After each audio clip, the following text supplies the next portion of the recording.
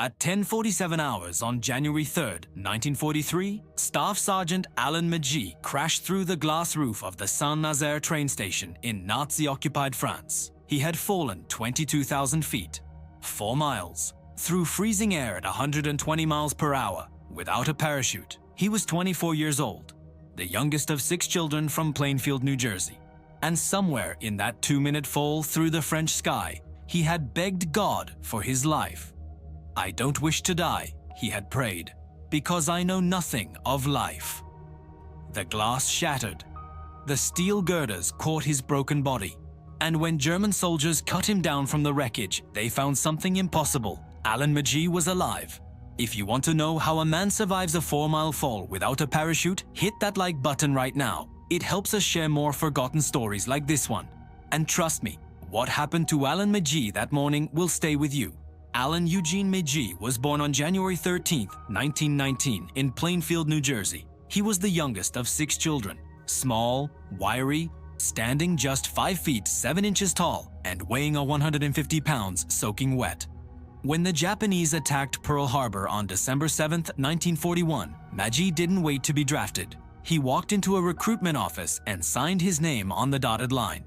The United States Army Air Forces was looking for young men with quick reflexes, steady nerves, and bodies small enough to fit into very tight spaces. Alan Magee fit the profile perfectly. He was assigned as a ball turret gunner on a B-17 Flying Fortress. The ball turret was a spherical plexiglass and metal compartment mounted on the underside of the bomber. It measured just 44 inches in diameter. The gunner climbed inside, curled into a fetal position with his knees drawn up to his chest, and controlled twin 50 caliber machine guns with hand joysticks while tracking enemy fighters through a reflector sight. There was no room for a parachute inside the turret. Gunners had to leave their chutes on the deck of the aircraft, accessible only if they could crawl out through a small hatch and reach it in time. The ball turret was considered the most dangerous position on a B-17. Gunners were exposed to enemy fire from below, to the brutal cold of high altitude, temperatures that could drop to -50 degrees Fahrenheit, and to the ever-present knowledge that if something went wrong, they might not have time to get out. By the end of 1942, Magee had completed 6 combat missions over Europe. On January 3, 1943, he would fly his 7th. It would also be his last. The target that morning was Saint-Nazaire, a port city on the western coast of France at the mouth of the Loire River. The Germans called it one of the most important strategic positions in the Atlantic. The Americans called it something else, Flak City. Saint-Nazaire was home to massive concrete submarine pens, bunkers with roofs up to 9.6 meters thick that housed the German U-boats terrorizing Allied shipping convoys across the Atlantic. Every submarine that slipped out of Saint-Nazaire meant merchant ships sunk, supplies lost, sailors drowned in freezing water. The 8th Air Force had been pounding Saint-Nazaire for months, but the results were disappointing. The concrete pens were nearly impervious to bombs, so Allied commanders decided to target the torpedo storage facilities instead, above-ground buildings that were vulnerable to high-altitude bombing. On the morning of January 3, 1943, Colonel Curtis LeMay, the same man who would later firebomb Tokyo, led 85 B-17 Flying Fortresses from the 1st Bombardment Wing towards Saint-Nazaire. It was the 8th Air Force's 6th raid against the facility. Among those 85 bombers was a B-17F nicknamed Snap, Crackle, Pop. The name came from Captain Jacob Fredericks, the pilot who had worked as an engineer for the Kellogg Company before the war. The Rice Krispies mascots, 3 cartoon goblins riding a bomb, were painted on the nose. In the ball turret beneath that bomber, curled into his cramped position with his knees against his chest, was Staff Sergeant Alan Magee. He had no way of knowing that in less than 3 hours he would be falling through the French sky without a parachute. What happened over Saint-Nazaire that morning is one of the most documented miracle survivals in aviation history. But the details, the terror, the prayer, the impossible physics, those are what make this story unforgettable. The flight from Molesworth, England to Saint-Nazaire took approximately 3 hours. For most of that time, the crew of Snap, Crackle, Pop flew in tight formation with the other bombers, engines droning, the English Channel passing beneath them, then the French coastline. Magee sat in his ball turret, scanning the sky below for enemy fighters. The cold was brutal even with his flight suit and heated gloves. His breath fogged in front of his face. The twin 50 caliber guns were ready, loaded, waiting. As they approached the target, the radio chatter increased. Pilots called out positions, navigators confirmed headings, and then, as the formation neared Saint-Nazaire, the sky began to change. The first flak bursts appeared at approximately 22,000 feet, black clouds of shrapnel exploding in the freezing air. The Germans had perfected a technique called predicted barrage, filling an area of sky with so much flak that any aircraft passing through would be hit. The bombers pressed on. They had to. The target was ahead. The bombs had to drop. And then, snap, crackle, pop, flew directly into the barrage. The first flak burst hit the ball turret directly. Magee felt the impact like a punch to his entire body. Shrapnel tore through the plexiglass. Something hot and sharp ripped into his chest. The turret's hydraulic system failed instantly. The guns were now useless, the turret frozen in place. Bleeding and in pain, Magee began the agonizing process of crawling out of the turret. He had to manually crank the hatch to align it with the opening in the bomber's belly. Every movement sent waves of pain through his wounded chest, but he had to get out. He had to reach his parachute. He pulled himself up through the hatch, into the bomb bay of the aircraft. The noise was deafening. Wind screaming through holes in the fuselage, engines roaring, explosions outside. Magee looked for his parachute pack. He found it, and his heart stopped. The flak that had destroyed his turret had also shredded his parachute. There was a hole the size of a dinner plate right through the center of the pack. The silk canopy inside was torn to ribbons. Staff Sergeant Alan Magee was 22,000 feet above the ground. His aircraft was on fire, and he had no way to get down alive. Then the second flak burst hit. This one blew off a section of the right wing. Snap, crackle, pop, began to spin. The centrifugal force threw Magee against the walls of the fuselage. The aircraft was no longer flying. It was falling, spiraling toward the French countryside in an uncontrolled death spiral. Magee saw an opening, a hole in the side of the aircraft where the fuselage had been torn away. He didn't think. He didn't calculate. He jumped, and then he was falling. 22,000 feet. That's over 4 miles.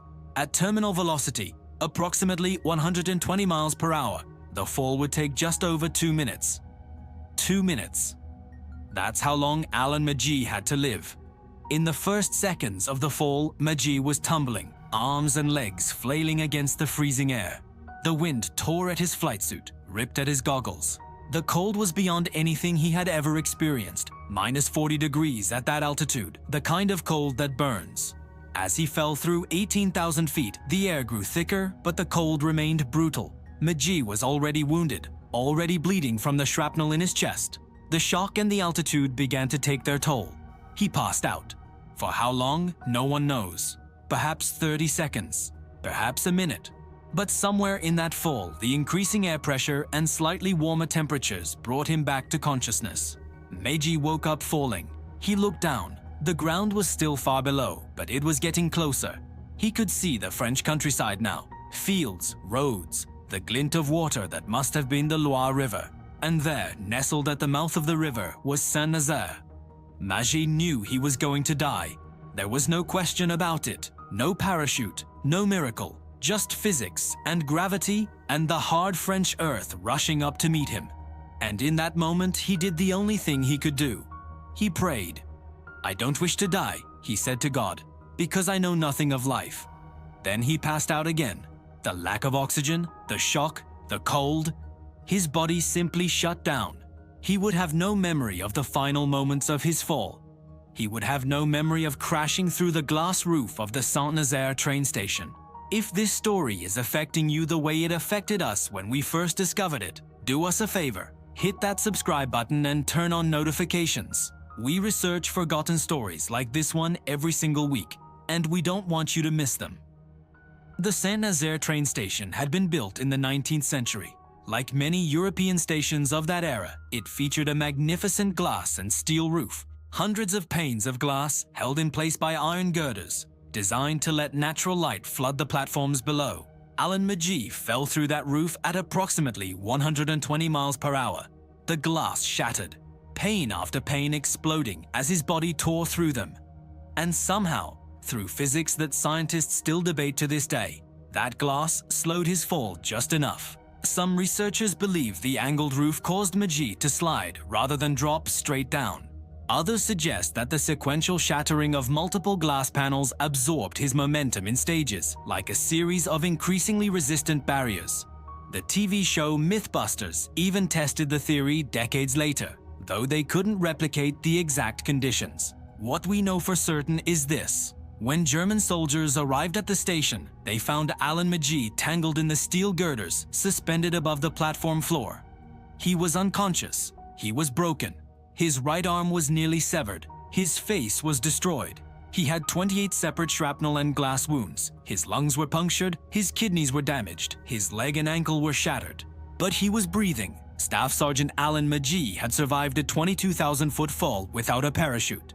The German soldiers who cut Magee down from the wreckage had every reason to let him die. He was an enemy combatant. His bombs had been aimed at their harbor, their submarines, their comrades.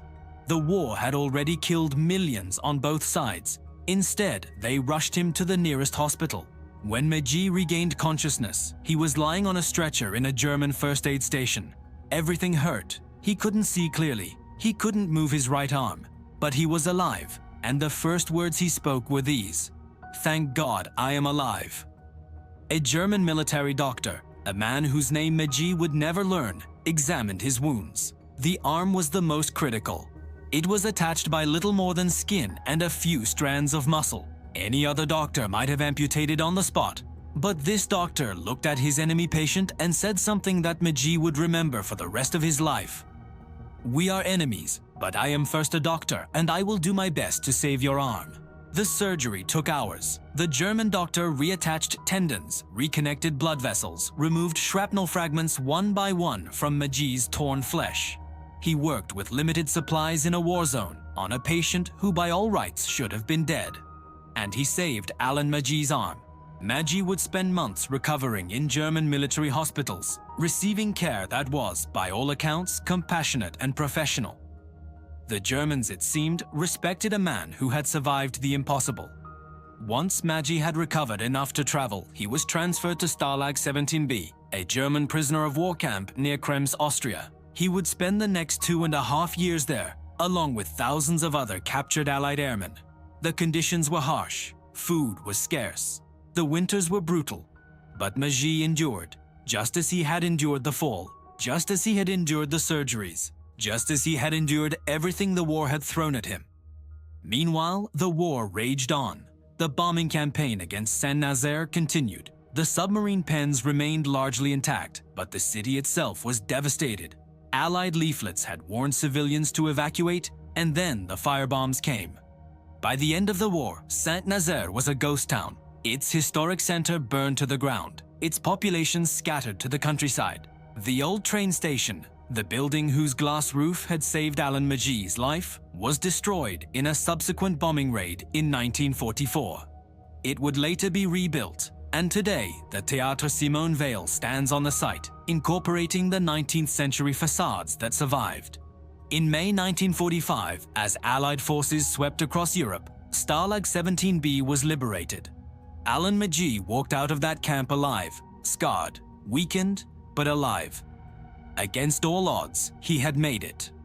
After the war, Alan Magee returned to the United States and did something that might seem impossible given what he had experienced. He got his pilot's license. The man who had fallen 22,000 feet without a parachute spent the next 3 decades working in the aviation industry. He married a woman named Helen. He lived a quiet life, and for years he rarely spoke about what had happened to him over Saint-Nazaire. Magee was awarded the Air Medal for meritorious conduct, the Purple Heart for his wounds, and the Prisoner of War Medal for his years in captivity. The Smithsonian Magazine would later feature him as one of the 10 most amazing survival stories of World War II. But the most meaningful recognition came 50 years later. On September 23, 1995, Alan Magee and his wife Helen traveled back to Saint-Nazaire. The city that had once been a target was now welcoming him as an honored guest. French citizens had sponsored a ceremony to dedicate a memorial, not just to Magee, but to the 7 crewmates from Snap, Crackle, Pop, who had died when the bomber crashed in the forest near La Boule-Escoublac. Magee stood at that memorial, 76 years old, looking at the names of the men who hadn't made it, men who had been beside him in that aircraft, men who had fallen from the same sky but hadn't found a glass roof to break their fall. He was named a Citizen of Honor by the mayor of Saint-Nazaire, and when someone asked him what he thought about the train station that had saved his life, he smiled and said, "It's a beautiful train station. It would be a shame if something happened to it." We cannot tell Alan Magee's story without honoring the men who flew beside him that day.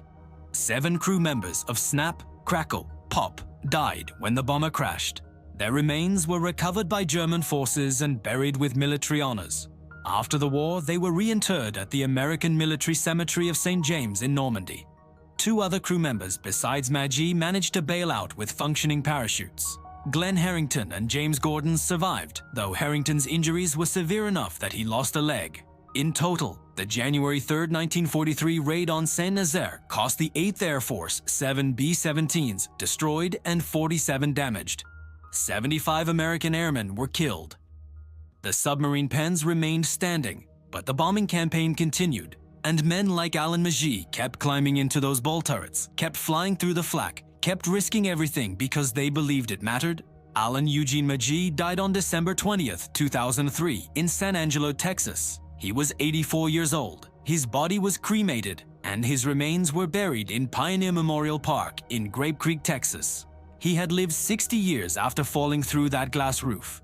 60 years after praying to a God he wasn't sure was listening. 60 years after a German doctor chose medicine over war and saved his arm. The nose art panel from Snap, Crackle, Pop, the Rice Krispies goblins riding a bomb was recovered from the wreckage by German forces and displayed as a trophy in an oceanfront villa. At the end of the war, retreating Germans threw it over a cliff rather than let it be captured. French citizens found it on the rocks below, and it was preserved. Today, its location remains unknown, held somewhere in the city that witnessed both his fall and his salvation. Staff Sergeant Alan Magee didn't choose to become a symbol of survival. He didn't ask to fall 22,000 feet. He didn't expect to live. But when physics and luck and maybe something more delivered him through that glass roof, he chose to keep living. He chose to fly again. He chose to return to the place where he almost died and honor the men who did. That's not just survival, that's courage. If this story moved you the way it moved us, do us a favor, hit that like button. Every single like tells YouTube to show this story to more people who need to hear it. Hit subscribe and turn on that notification bell. We're rescuing forgotten stories from World War II every single week, and we don't want you to miss a single one. Drop a comment right now and tell us where you're watching from. Are you watching from the United States, the United Kingdom, Canada, Australia? Our community stretches across the entire world, and we want to know where you're joining us from. Thank you for watching. And thank you for making sure Alan Magee doesn't disappear into silence. These men deserve to be remembered, and you're helping make that happen.